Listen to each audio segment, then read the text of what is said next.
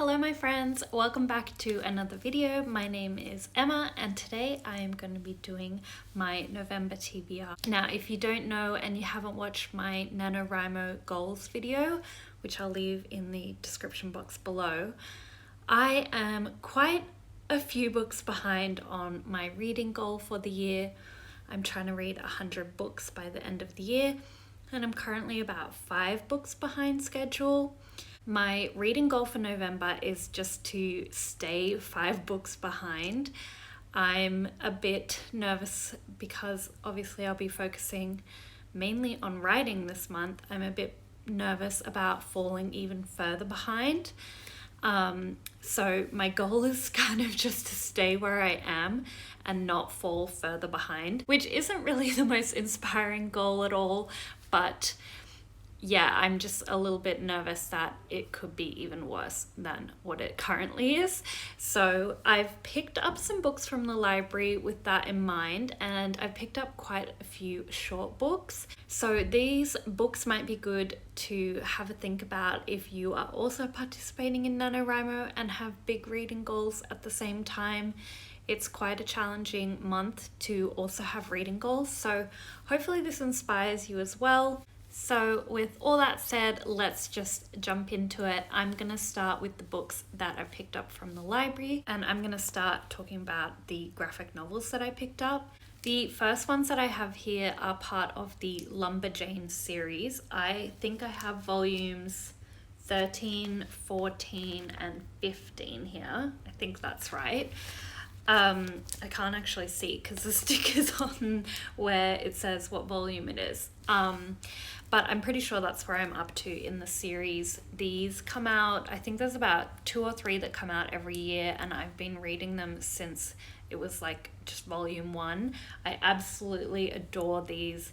I won't obviously tell you the plot of these particular ones, but if you haven't heard of this series before, it's kind of like a graphic novel about Girl Scouts, except there's some like magical elements thrown in.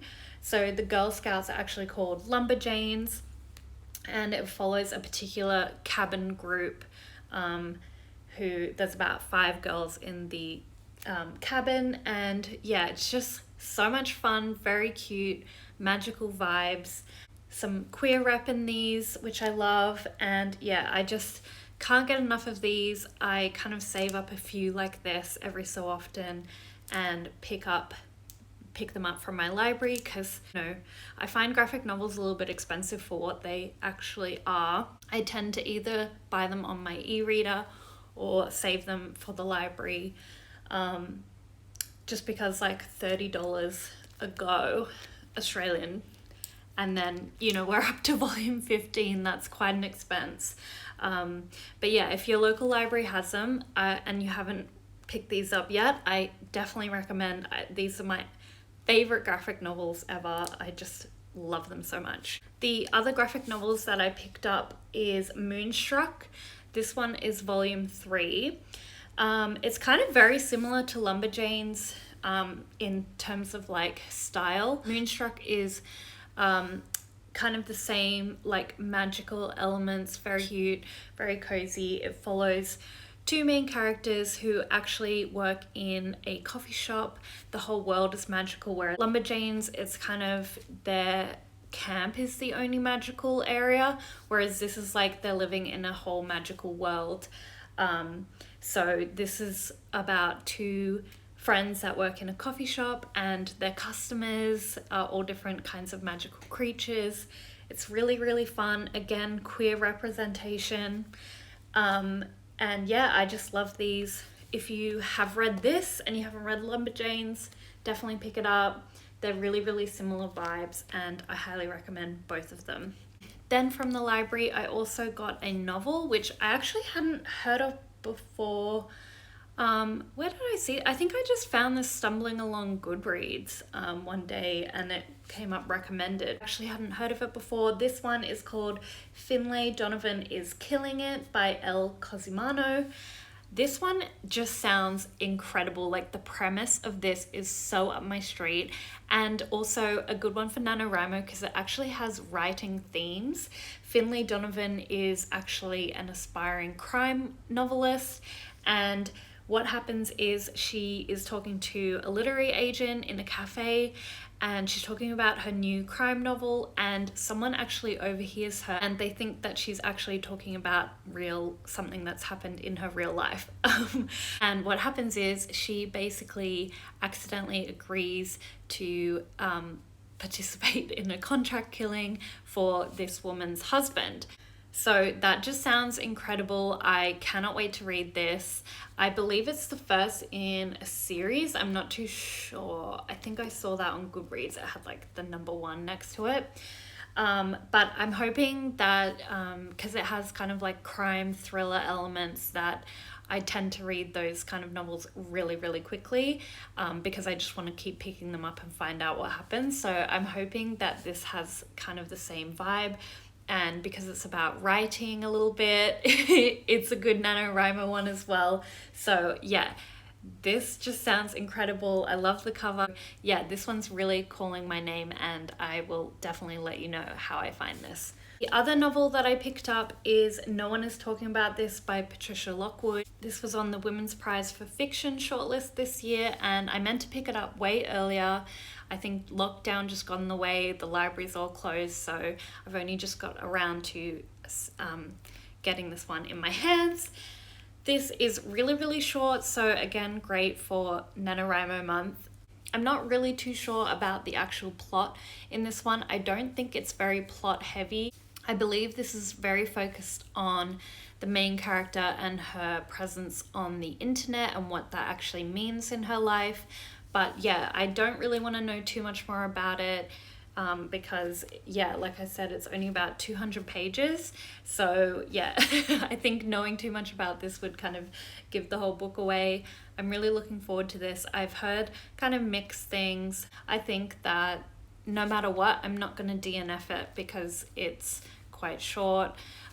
So yeah, just another one I can hopefully quickly tick off the list. That's it for my library book haul for this month.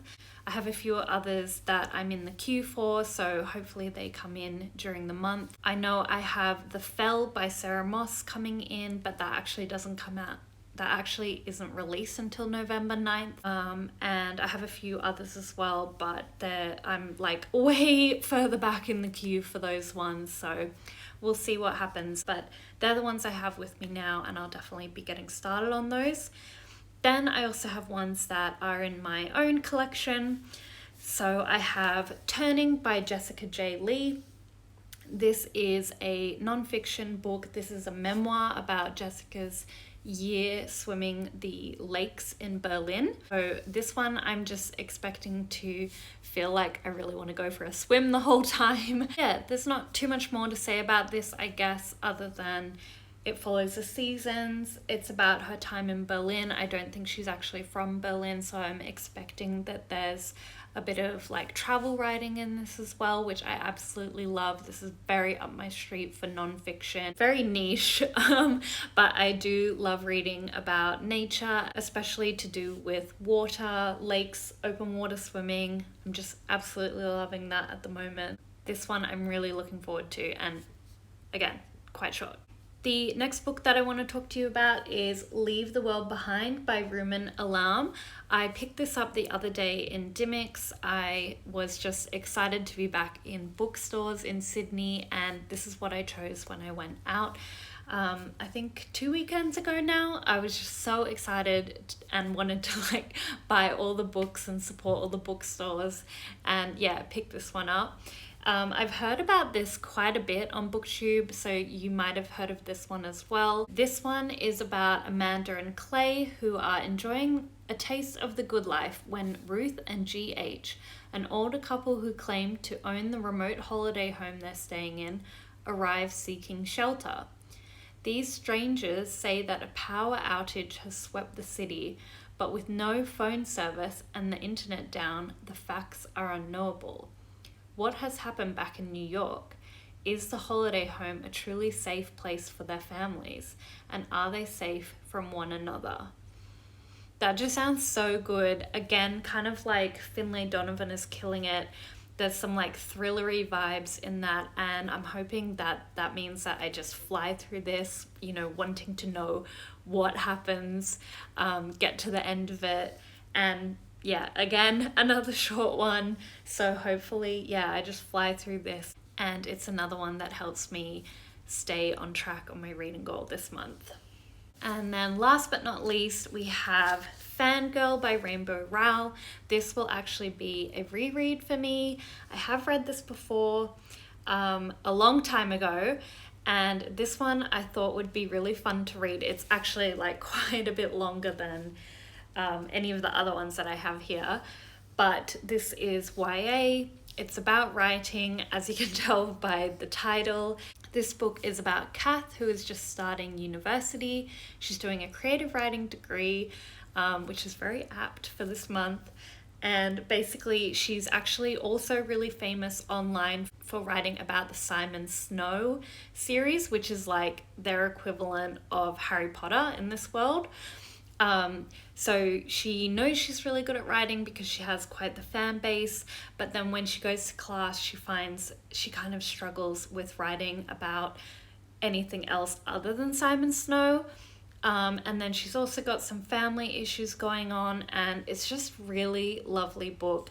I haven't read it in about 5 years, but I always say it's one of my favorites. I'm hoping that I still absolutely love it when I read it again. I'm well overdue for a reread. I've been meaning to for ages. I bought this special cover back in April, I think, and I'm just so excited to read this. I think November is the perfect time for this, and hopefully it will inspire me to want to write.